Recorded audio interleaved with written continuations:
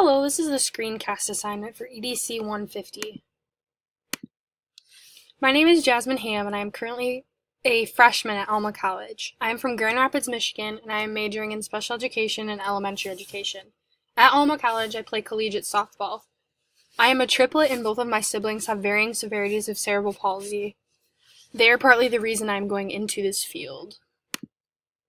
So, a criterion reference test is designed to measure a student's performance against a fixed set of predetermined criteria or learning standards. These tests might be multiple choice, true and false, or they might have short response. If a student performs at or above the established expectation, they will pass the test. Example, any standardized test such as an advanced placement exam. This testing company developed this test for large-scale use, meaning there's a committee of experts that find out the number of questions students will need to answer correctly in order to pass. A formative assessment is to monitor a student's learning to provide ongoing feedback that can be used by instructors to improve their teaching and by students to improve their learning. They also help students identify their strengths and weaknesses and target areas that need work, and help faculty recognize where students are struggling and address these problems immediately. A summative assessment is to evaluate a student's learning at the end of an instructional unit by comparing it against some standard or benchmark. This might include a midterm exam, a paper, or a final project. Information gathered from these assessments can be used when students or faculty use to guide their efforts and activities in a course. Triangulation refers to the use of more than one approach to the investigation of research question or in order to enhance confidence in the ensuing findings. Since much social research is founded on the use of a single research method, one may suffer from limitations associated with that method. So triangulation offers the prospect of enhanced confidence. It uses multi-method research. So for an example, in the classroom, you'd want to use formative and summative assessments and criterion reference test along with observation notes. So the Brigance test is a collection of quick and highly accurate assessments and data gathering tools to use with children. All assessments have been nationally standardized, which makes them valid and accurate, and it is both criterion reference and norm reference. And this can be used to find a student's reading or math level.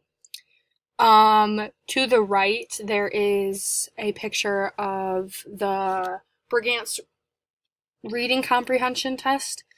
And this was the level at which my student I tested maxed out at. So my results. I currently am placed in a resource room in St. Louis High School. I assist students in completing their assignments and Mr. Miller in teaching his lesson. And I assessed a student who we'll name John Doe using the Brigance reading test.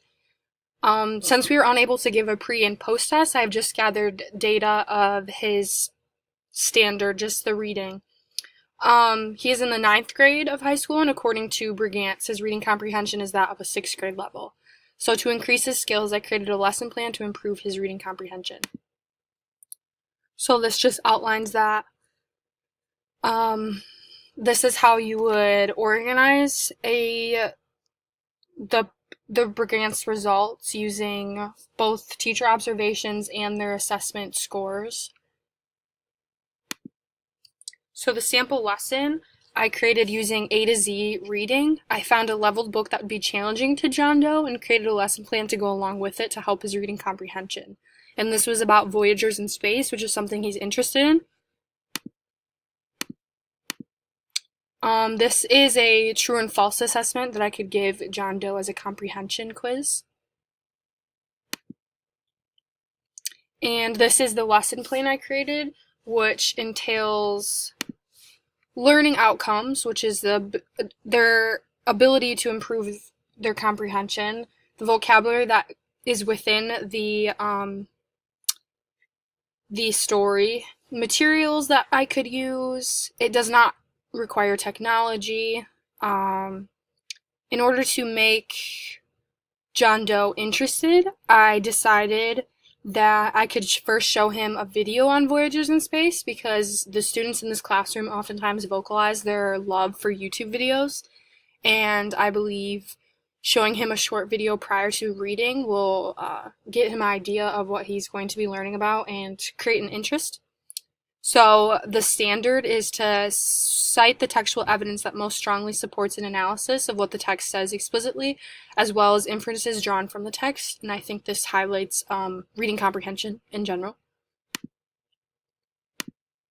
So what have I learned? I have learned how important assessments are to track a student's progress and to gain knowledge of where a student needs assistance.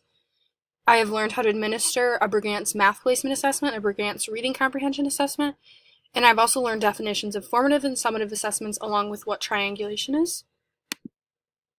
So what does research say about instructing a child with a learning disability in reading or math? So this study by Susan Say, who works at the Niagara University Department of Education, basically outlines what teaching students with learning difficulties entails. And in order to instruct a child with a learning disability in reading or math, I have a list of 10 things that will help you. 1 is reading materials aloud. 2, repeating key points. 3, highlighting important information. 4, the copying of class notes. 5, extended time on assignments and tests. 6, small group instruction. 7, reducing homework. 8, books on tape. 9, study guides for tests. And 10, the buddy system, meaning that a student will work with another person on an assignment. That is all. Thank you.